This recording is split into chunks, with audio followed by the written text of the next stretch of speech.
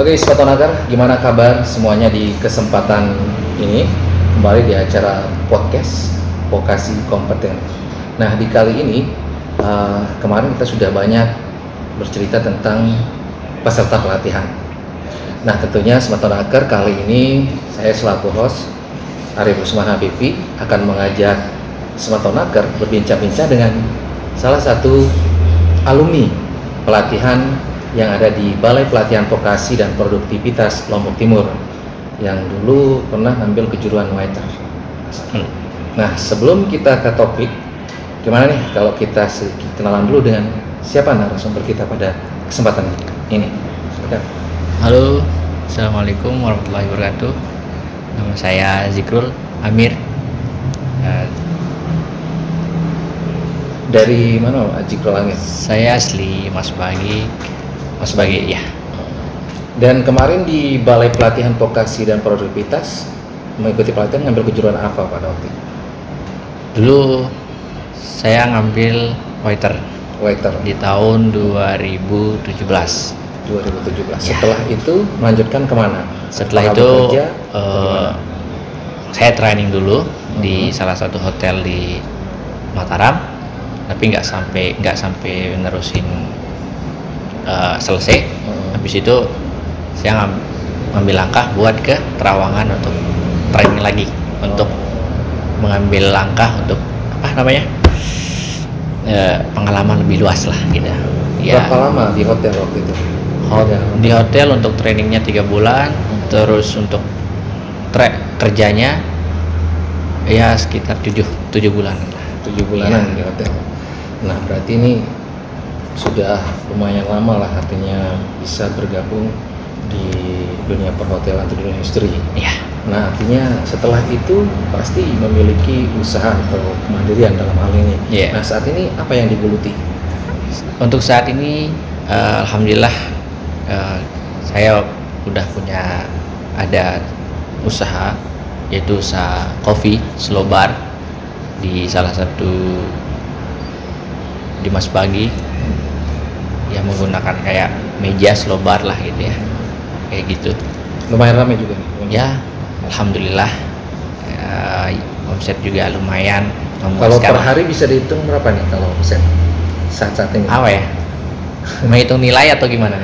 Menghitung nilai lah dari mungkin atau per cupnya lah, atau per cupnya gimana kira-kira? Per cupnya ya alhamdulillah nyampe lah 50 per cup gitu. 50 per cup per hari ya. Artinya kalau dia per hari itu bisa nyampe 1 jutaan? Ya kurang lebih lah. Kurang lebih. Ya. Ini ownernya langsung kan? Ya. Nama KP-nya Plus Minus Slow Bar. Plus Minus. Kenapa dinamanya Plus Minus? Apa ya? Ada plusnya, ada minusnya, kadang turun, kadang naik gitu. Salah satunya juga sih. Akan ya, kalau untuk masalah kopi kita berbicarakan selera nih. Berarti apa aja menu-menu yang dijual? Hanya kopi atau bagaimana? Ada kopi, ada non kopi, ada makan ringan-ringan, dan juga kayak ya sesuai dengan kafe-kafe biasanya. Bisa dikatakan ini pangsa pasarnya ini anak-anak muda, ya, yang mungkin suka nongkrong di angkringan gitu kan, sambil santai lah menikmati malam. Biasa kalau ramai kan biasanya malam kalau kalau kafe-kafe ini kan. Nah, terus motivasinya kenapa sampai membuat kafe dan lepas dari dunia industri seperti perhotelan nih? Kenapa harus mandiri? Apa yang membuat mau berpikir sejauh itu? Gini, kalau kita berbicara kafe ya, kenapa saya bisa lepas dari perhotelan? Karena saya melihat jenjang pekerjaan suatu barista ini, kita tidak hanya menjadi karyawan, tetapi ternyata kita juga bisa menjadi suatu pemilik, ownernya langsung gitu.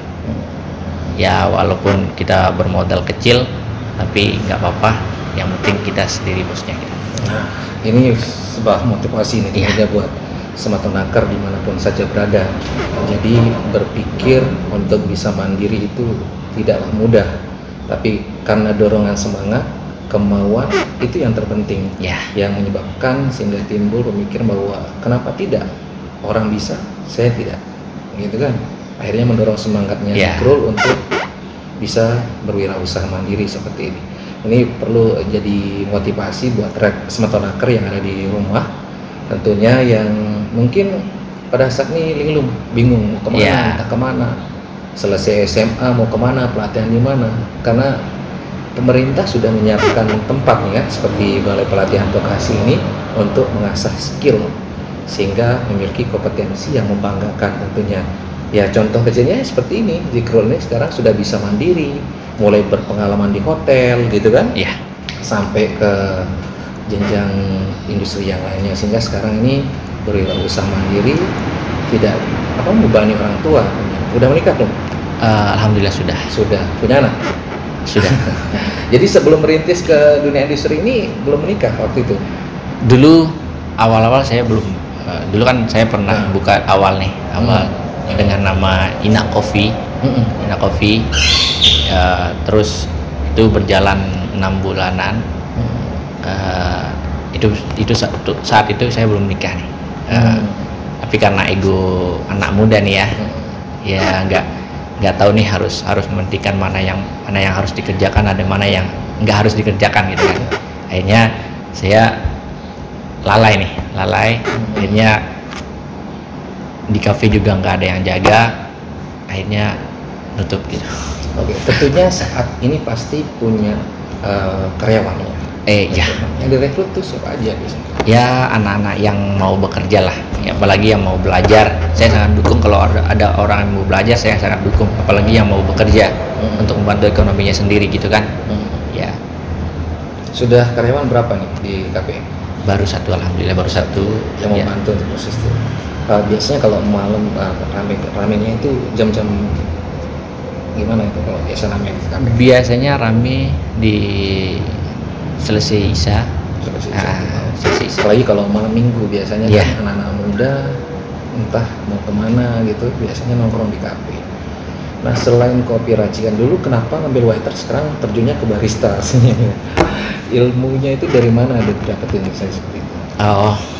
Gini, dulu pas di kerja di Terawangan, di salah satu gili di Lombok Utara, posisi saya kan waiter nih.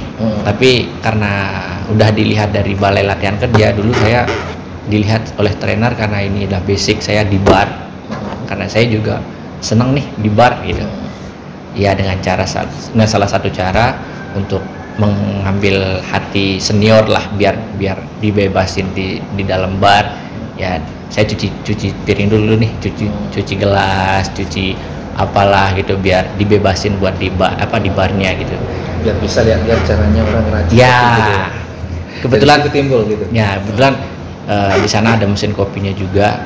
Akhirnya saya mikir nih, saya ngelihat suatu barista juga asik nih, bisa gambar-gambar di gelas gitu kan. Salah satu juga kelihatan keren. Anak-anak muda juga sekarang lihat barista itu adalah passionnya, passionnya gitu kan. Tapi nanti lama-lama juga bakalan bosan. Ya memang sih tidak jauh dari jalur kalau kita berpikir ini waiter jurusan masuk barista, karena jauh sih. Ada hubungannya dengan minuman, terutama dari jus. Kalau hal itu dijual juga macam-macam jus atau minuman lainnya, racikan ala waiter yang kamu pernah pelajari selama di balai pelatihan? Pastinya diterapin di usaha juga. Apa yang kita dapat dulu di sini juga kita ngambil dari sini, entah itu cara membuatnya sama ya persis lah kayak di sini dulu ya. Makanya saya membicarakan pengalaman nih buat untuk BLK nih gitu. Siapa tahu orang mau masuk BLK kan. Jujur dulu di selesai SMA saya ngambang. Saya nggak tahu mau kerja apa. Saya nggak tahu masa depan saya itu kayak gimana nantinya. Udah kuliah nggak mungkin. Nggak ada biaya juga gitu kan. Akhirnya saya tahu dari BLK dari mana gitu. Dulu ada nih teman saya ini ada punya kakak, dia juga alumni sini. Nah akhirnya kita ya karena kita ngelantur di kampung, akhirnya kita direkomendasikan buat masuk di BLK. Nah masuklah di BLK. Saya waktu itu saya belum tahu apa itu waiter, apa itu barista, apa itu bartender, itu saya belum tahu. Ngambang lah bicara. Belum tahu. Makanya waktu itu saya juga masuk BLK ngambil waiter, saya nggak tahu apa-apa. Karena ini saya ngikut sama teman. Setahu saya waiter ini melayani orang makan sama cuci WC.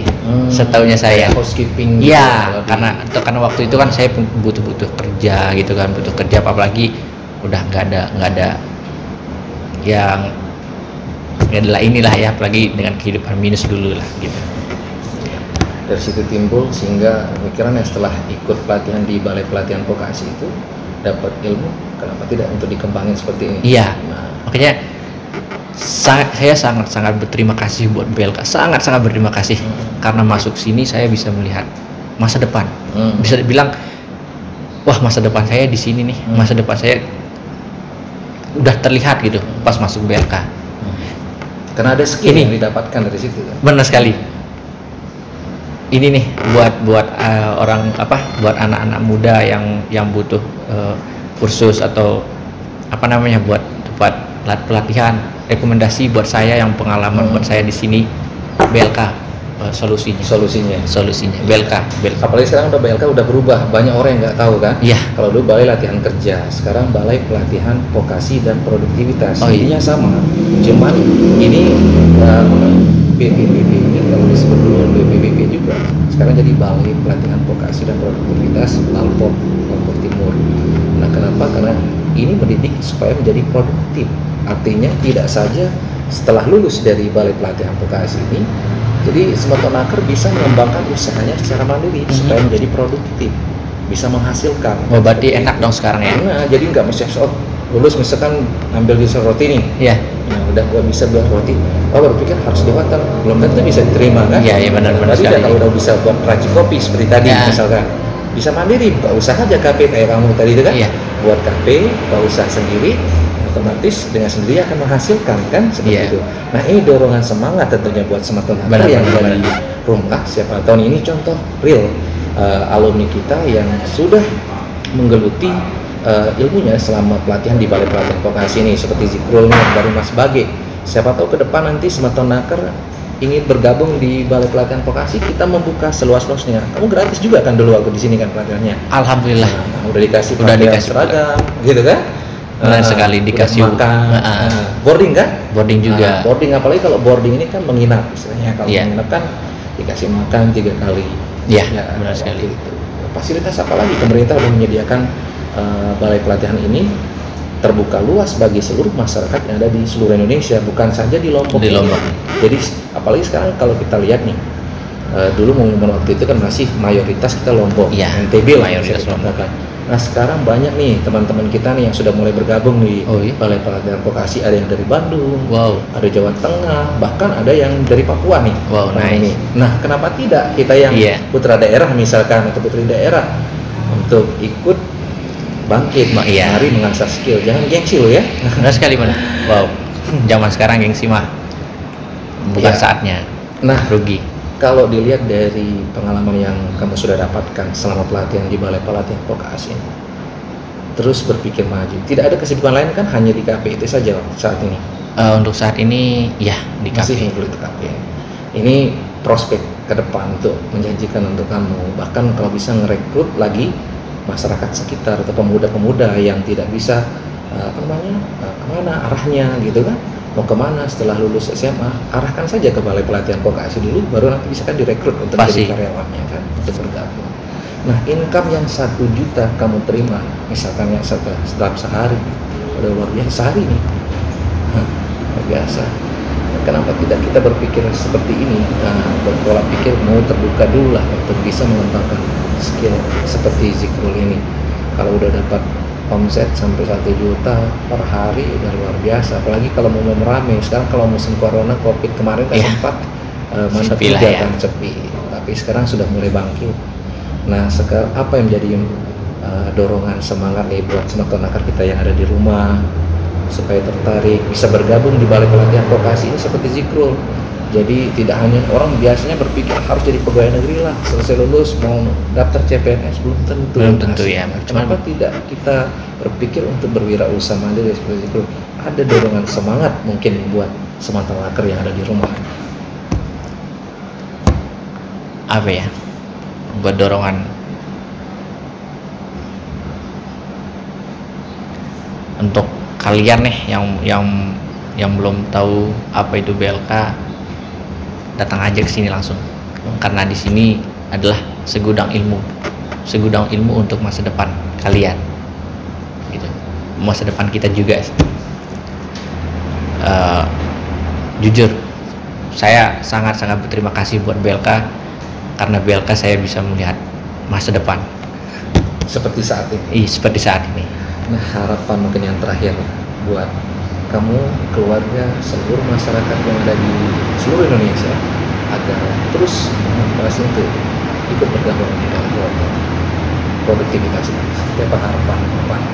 Harapan saya sih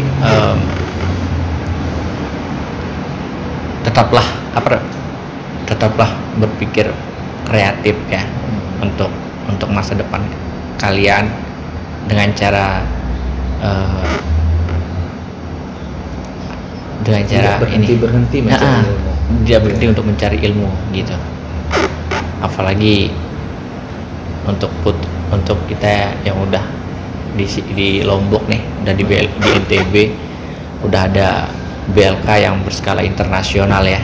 Wah, pokoknya fasilitas lengkap, terus dikasih dikasih nginep, tempat nginepnya juga nggak kaleng-kaleng lagi.